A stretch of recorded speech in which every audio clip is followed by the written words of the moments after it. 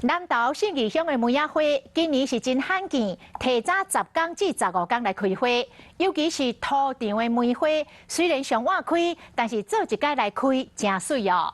讲这个元旦的年假来大开，是黄金的赏花期。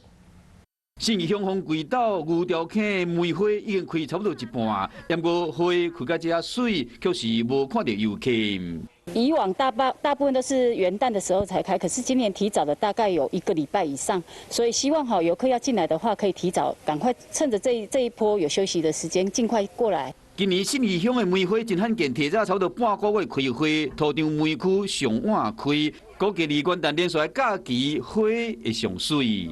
很开心，今天带了家人来这边扫梅。这边是土场，今天听说是最美的一天，很开心。信义乡农会表示讲，因为梅花提早开花，黄金的赏花期嘛提早半个月，所以讲呼吁乡亲会使提早去信义乡赏花。